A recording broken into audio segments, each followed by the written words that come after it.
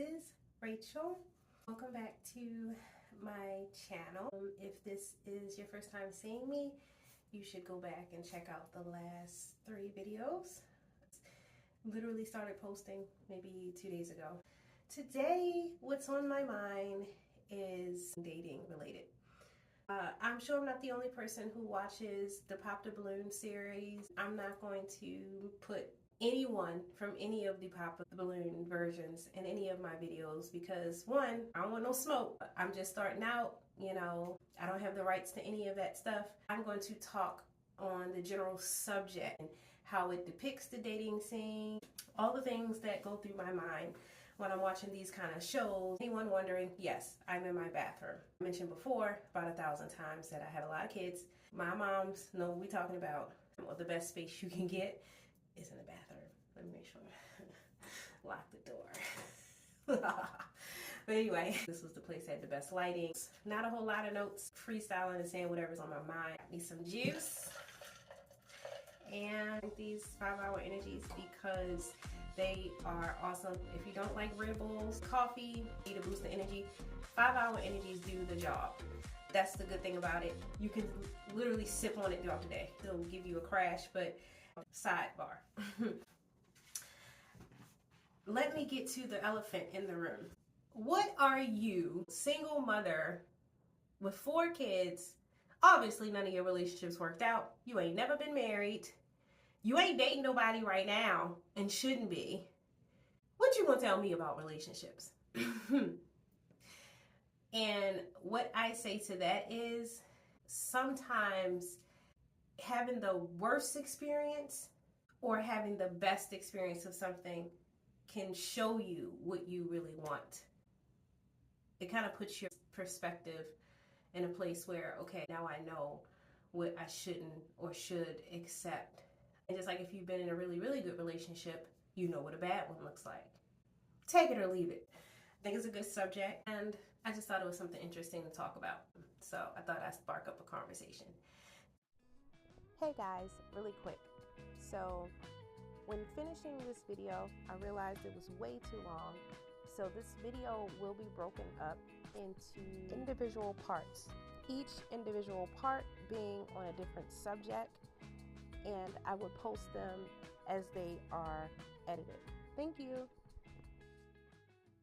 I guess I'll start with dating because watching the Pop the Balloon series, that is basically what it is. You come on there looking for someone to date and hope that it turns into something long term. Let's be honest. There's a lot of people there, men and women, looking for real love and a real connection, and people on there wasting people's time. I mean, there's people that are married that's wasting people's time. But I think the Pop the Balloon really gives a good depiction on what we dealing with out here in these streets. It's not fun. On the men's side, you have a lot of men that are wasting women's time in different aspects. And on the other side, you have a lot of women who are very nitpicky and everything must be perfect and you ain't tall enough and you don't have enough money, you know, superficial, materialistic stuff going on. There are a lot of good men out there who genuinely want to meet a nice young lady. They run into these materialistic women and those women that give them a bad taste in their mouth, and then vice versa. First, if you are driving however long you drove or however long that flight was, to get on a flight at all, to get on any dating show, do not go there talking about you don't want long distance. Don't go there saying you're not my type. If you just wanted the normal, what you used to, you could just stay at home and dated the next guy.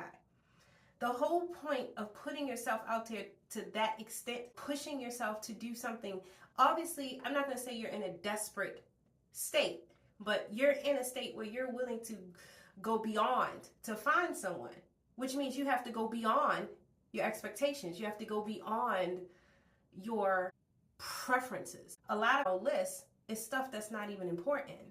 The most important things on the list should be, let's start with Jesus, God-fearing on both sides, because a man can't, I learned that lesson, thank you. A man cannot lead you if God is not leading him. Getting a ring and being married, one, it's not the ending. It's the beginning of another journey. 2, you still have to put effort in. And 3, just because you're married don't mean you're not going anywhere after that. You still have a direction. And in order to have somewhere to go, you need God to lead you, because God knows where you're supposed to be going, right? You have to understand that if you really want to find somebody and you're being serious and having these bad relationships, your type is not working, right? Your type may not be what's for you.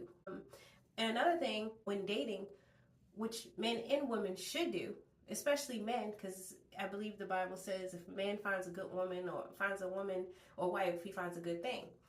1, none of us, men or women, should be idolizing man-woman relationship or love. You only should be idolizing God. 2, when you're ready or want to find someone, don't leave God out on that journey and then wait till it's time to get married, and now you standing at the altar and now you want to talk to Jesus. You should be talking to him throughout the process while you're dating. Hey God, is this the guy you want me to date? Ask God to show you who they are. Let me know before I get too deep into it. Ask God to send you and show you what it is you need. We be asking God for Lamborghinis and money and all this stuff, and he looking at us like, you don't even need that. I know what you need. Let's talk about this, because it needs to be talked about. I hear men say it all the time. Maybe if a woman says it, I don't know. But I am so sick of hearing women say, you're not tall enough. He's not tall enough. He's not tall enough. On that show, when you hear them say it, if you look at them, like they're literally like an inch apart. Like, I can't even tell that he's shorter than you. What are you talking about?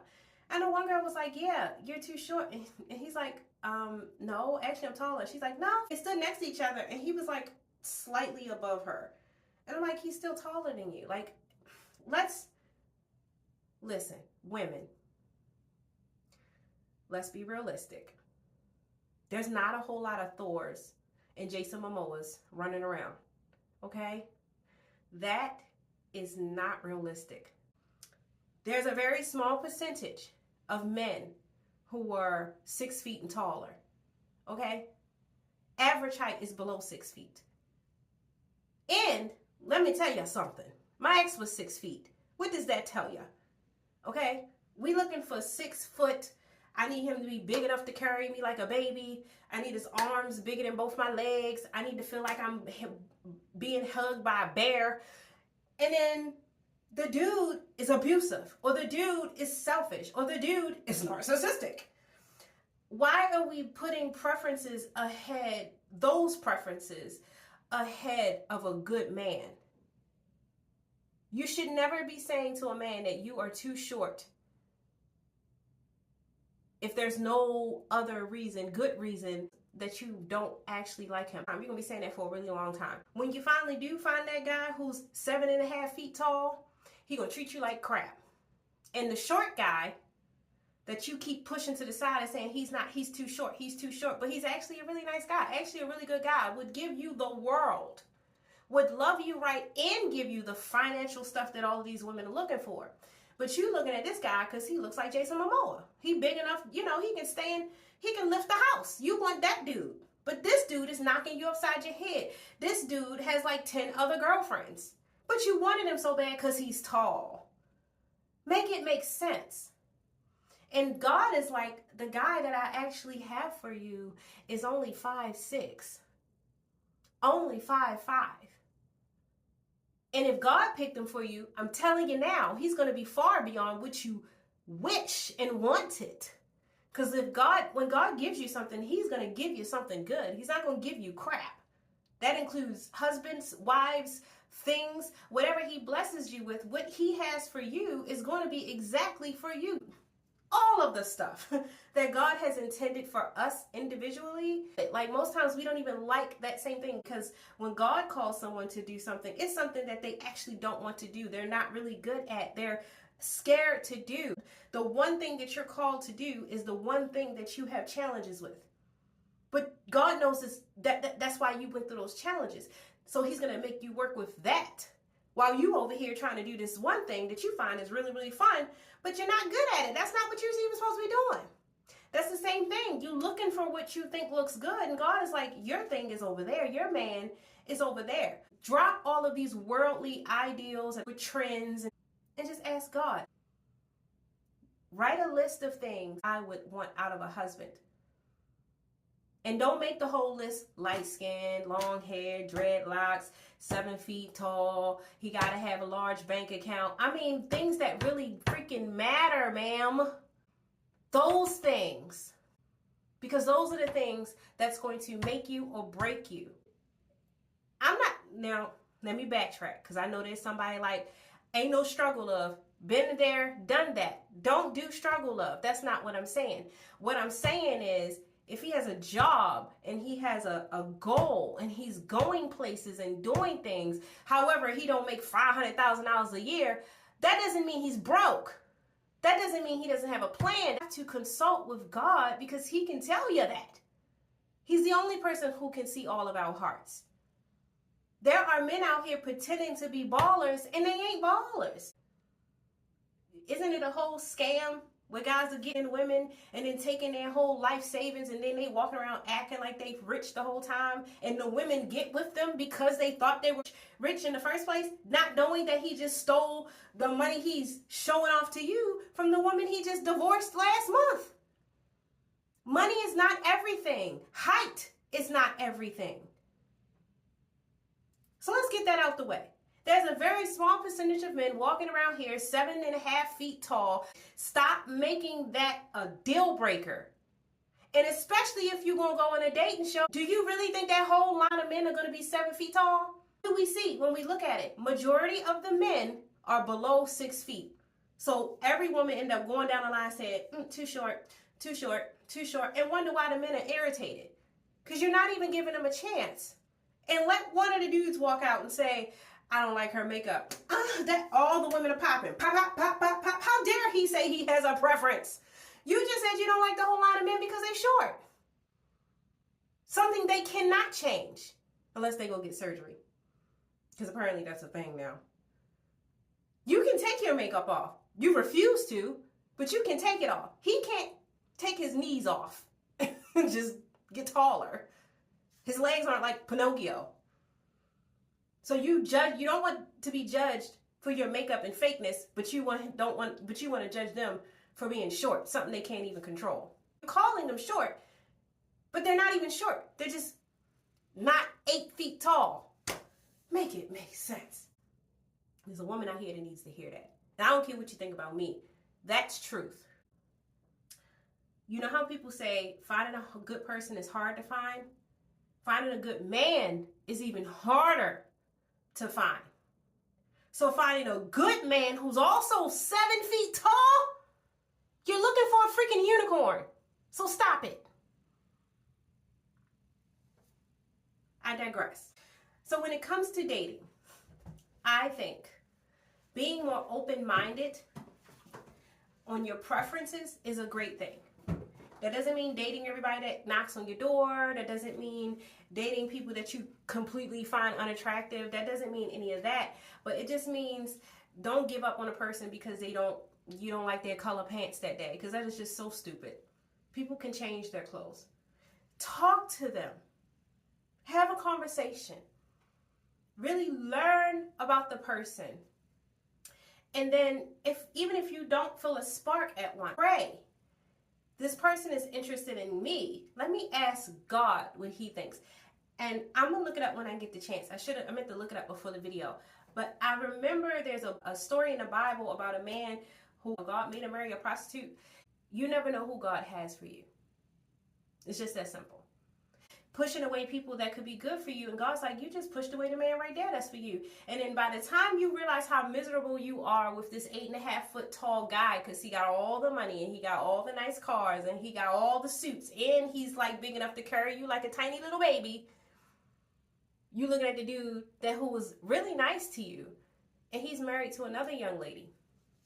And you sitting over here with this big fool who's not really that smart, who's cheating on you all the time, disrespectful. He's narcissistic because all he cares about is his money. We got to realize that when a lot of this stuff goes hand in hand, you want a person with a lot of money and looks a certain way, pay attention to their personality as well. People get prideful and arrogant when they get those things. Those are not good traits.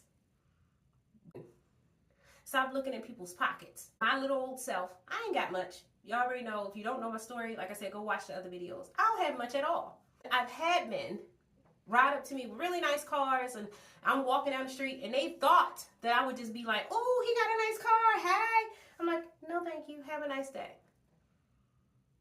And they are baffled because I don't care about your money. I don't. I don't care. Finding a genuine person is very hard to do. It's going to be impossible if you're looking for a genuine person through non-genuine ways. Like, that's the most shallow place to look. And I believe when it comes to men, I understand the struggle, especially a black woman, because we already deemed angry, upset. First of all, I'm the least angriest black woman you will ever meet.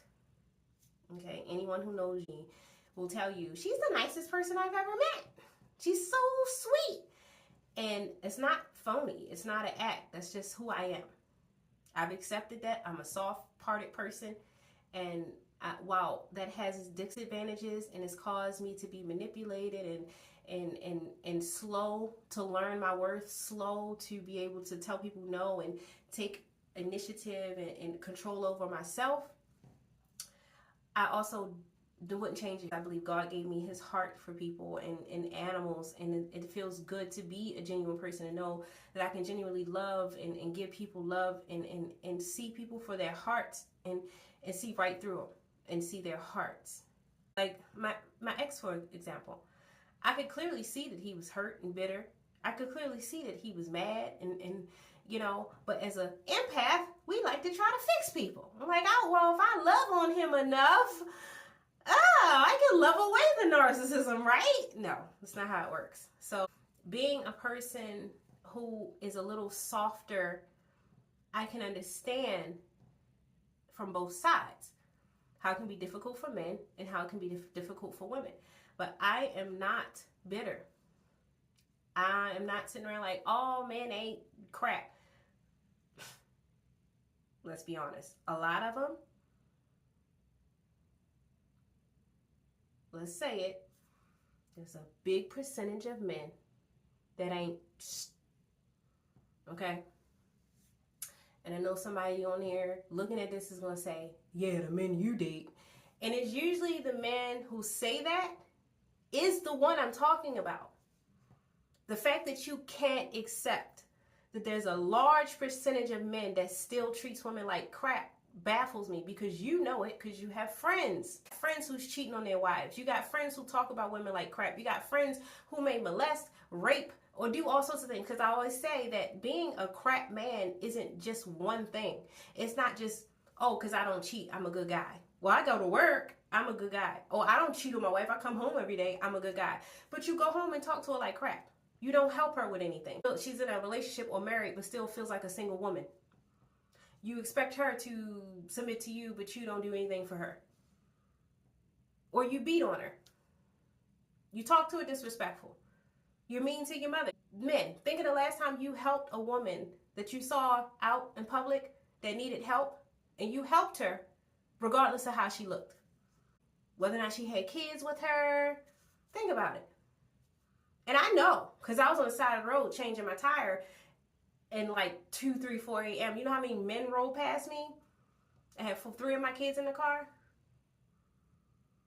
Now, no, you don't have to. I'm not angry.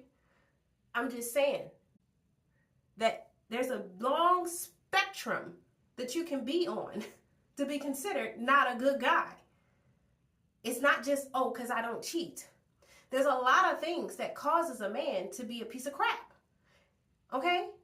And that's why there's a large percentage of men who aren't crap, which makes it hard for women to find a good man. Not saying that there aren't any good men. I have 4 brothers. 2 are married. 3 of them have kids, and they're all been in their kids' life. And I have a father who's been married to my mother for over 40 years. I'm well aware that they exist. One of my brothers, he even took care of his ex's kids that didn't belong to him. So there are good guys out there. But I also know there's a large amount that aren't. And we just have to admit that so they can get it together. We can't just make them feel like, oh, it's just because you chose them. Because I chose them didn't make them bad people. You're right. Make me choosing that was a bad decision. I'm learning from that. But where is their accountability in it? And we got to also understand that men don't present themselves as who they turn out to be, which is why I go back to why we should be asking God. How many stories have we heard where a woman is saying that she was with this guy, and then as soon as they had a baby, he switched up. As soon as they got married, he switched up. There's people that have been married for 20, 30 years, and I don't even know this person anymore. So, whatever I just said, it was another rant. So when it comes to dating, I just think that we need to be more open-minded. We need to give each other grace.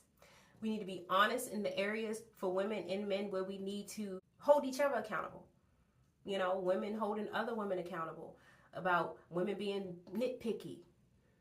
Episode that was recent, a young lady complained about everything. He said it's 10 minutes and he was 20 minutes. She was complaining about all of this stuff that he was doing, trying to see her while putting absolute no effort in return.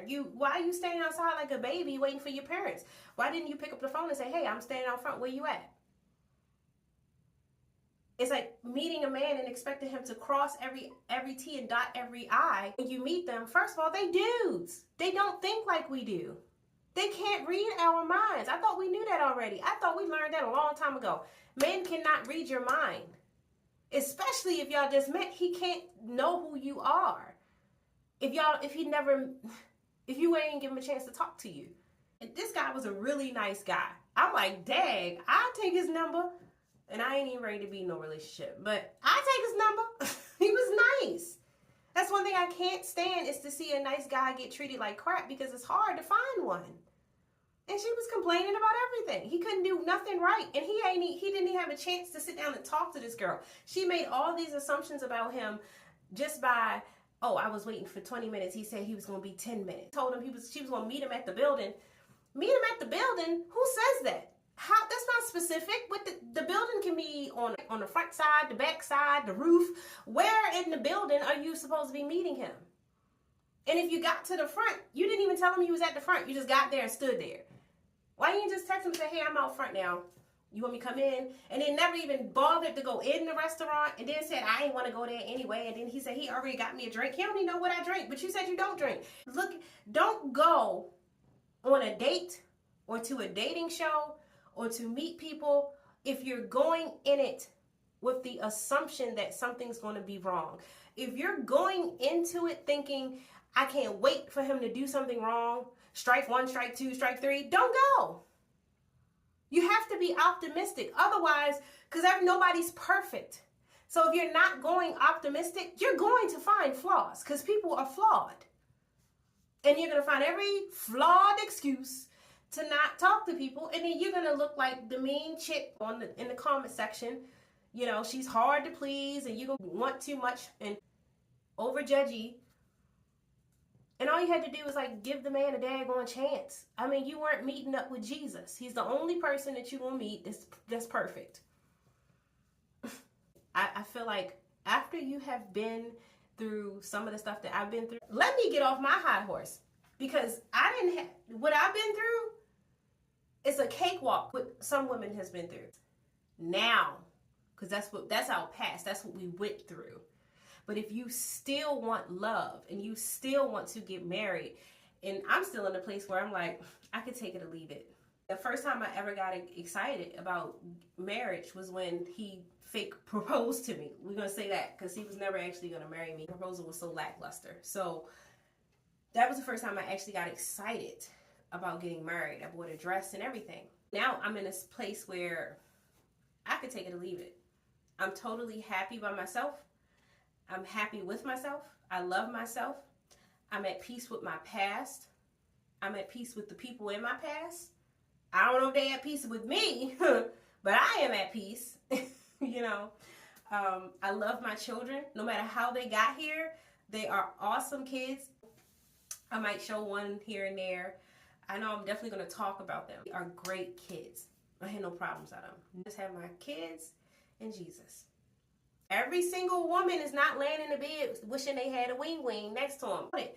Once you've had it and realized that if God didn't give it to you, then it's probably not for you, you definitely don't want it. If God wants me to get married, if he wants me to be in a relationship again, when it's his time to send someone, he'll send them and put Jesus across his forehead, put him at the front door, and make sure he says that, hey, Rachel, that's your, because he got to tell me, I'm like, Lord, I need you to give me your explicit, I need to hear you say, I sent him. Otherwise, But the thing is, when you go into dating, no matter what your experience is in the past, you can't take that on the dates with you. You can't go and be like, oh, he was 7 minutes late. Well, a man being late means he don't care. Let me tell you something. I took that narrative. If a man, he come late for your date and pick you up late and he don't open the door, he ain't no gentleman. Okay. Some dudes are just clumsy. Or like me, got ADHD and not good with time at all. So, let me tell you something. My ex, very, very, very much one time. People thought he was in the military because that's how precise he was. Our first date, and I forget what time he was supposed to pick me up, and I looked out there, I was like, he out there already? He didn't play with time. Very rigid with those kind of things. And I found out he didn't even love me. He didn't even like me. He opened the car door for me. Only when we was in public, so it can make him look like a good guy. Keep up with his image that he was trying to portray to others. You have to take your time and talk to people and really give people a chance. It's not so much, oh, he was 7 minutes late that time. It's if he's 7, 10, 15, 20, 30, 40, 50 minutes all the time. Duly noted. I don't like his shoes. Shoes can be changed. And a lot of times, when a guy starts dating a woman, whatever woman he's dating, she starts to take over his wardrobe. Even if she's not picking up his clothes, he tends to kind of change his style according to how she likes it. Give him a chance. He stop being nitpicky. That is so annoying. Women who get offended when a man says he doesn't like a woman with a lot of makeup and fake hair all the time. I wasn't offended at all. I get exactly what he means. And when you do find somebody, you have to understand, just like men are trying to understand how women's minds work, you want a man to understand you and listen to you. And how can he understand you or listen to you or do what you want if he doesn't know what you think and what you like, right? But it has to be the same thing for a man.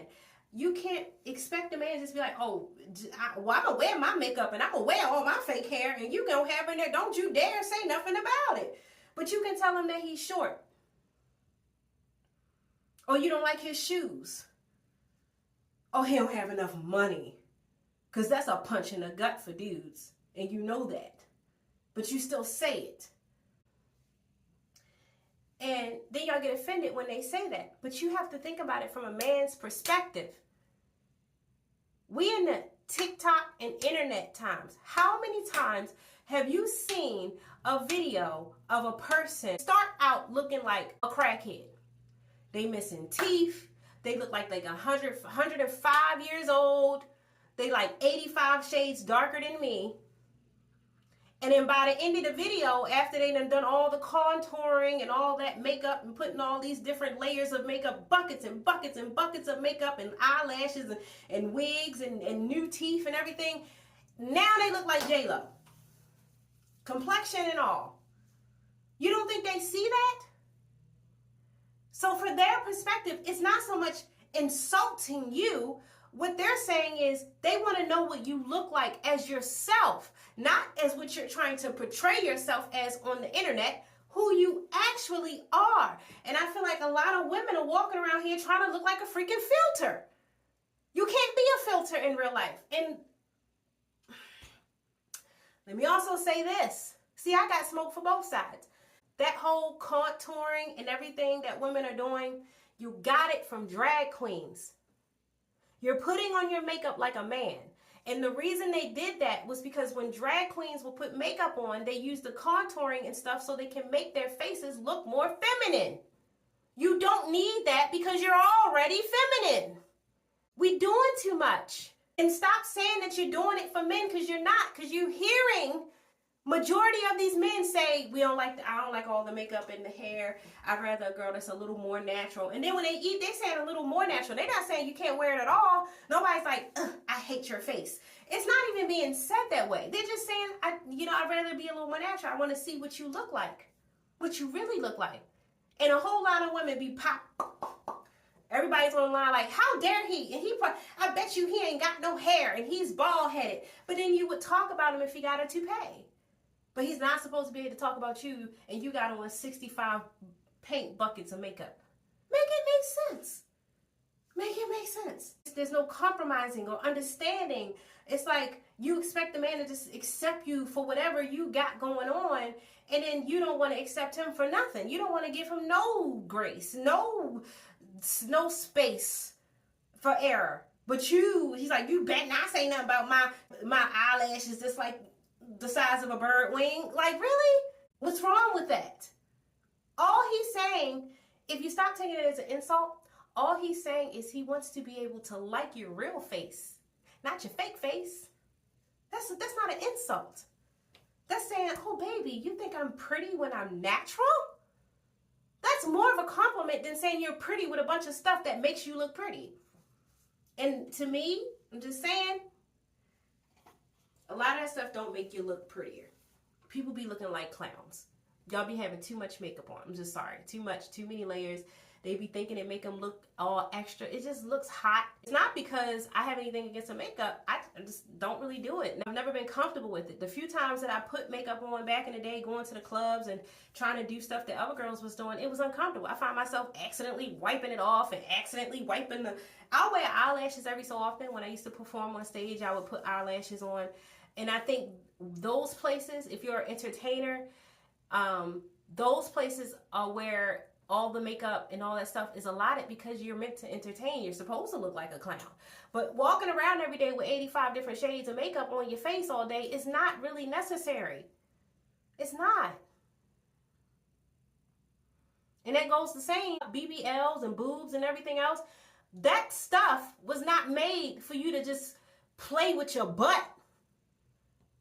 That stuff was meant for people who have real problems, called double vasectomies, and they got to get rid of their breasts, or they lose their breasts because of cancer, and then they have that option if they still want to feel womanly and get their breasts. It's not for you to play with it like, I want double D's, and you just want to be putting stuff in your body just because you're insecure, and then turn around and say, I'm just being myself. That's not what that's being. You're being out. That's literally the opposite. I'm being someone else. And what men are saying is they just want a woman who are being themselves. That's all they're saying. Don't shoot me. So, conclusion about dating. Being more compromising, giving people grace on both sides, being more understanding, not being nitpicky. Don't take your old crap into the new stuff. Don't blame him for the stuff that another dude did. Stop looking for men to be perfectly 8 feet tall. Give them a chance. Talk to them. And men understanding that women have a lot of challenges when it comes to men. If you so happen to meet a woman who's been through a lot with men, don't judge her and look, oh, that's because the ones you picking. No, it's not just the ones I'm picking. It's the ones that's also picking me. It's just like give that woman grace. I don't care what woman it is. I don't care how she's dressed. I don't care how she acts, how she looks. You still treat her with respect. We are all a product of our upcoming, our past, our family, our life, right? So however she's carrying herself, there's something that got her there. So if she's being mean or rude or she's disrespecting herself, it's a good chance that that's because nobody in her life ever took the time to give her the respect that she actually deserves. You could be the one person to open the door for her and say, hey, how you doing? How you doing? How you they doing? Oh, you look beautiful, because no one's ever said that to her. To change her whole perspective of herself. Because most people were just walking past with men. How many women are you walking past and just deciding not to help her because she's not attractive enough? I see women, old women, struggling with bags, and men just walking right on past. There are no gentlemen. They are no gentlemen, but they'll do it the moment they see a big booty, light-skinned girl with some curly hair. The parking lot was empty. Soon as she show up, every man that was in the store, the parking lot, the grocery store across the street, they all, you want me to open the door for you? I can carry your bags. Like, stop helping people just because you're attracted to them. Help her because she needs help. It doesn't have to be your wife. It doesn't have to be your daughter. She is somebody's wife. She's somebody's daughter. She's somebody's sister. Treat every woman with respect. Not just the ones you choose. Every woman a common courtesy. Whether you like them or not. Because that's what God told us to do. Whether or not you like her, she needs help.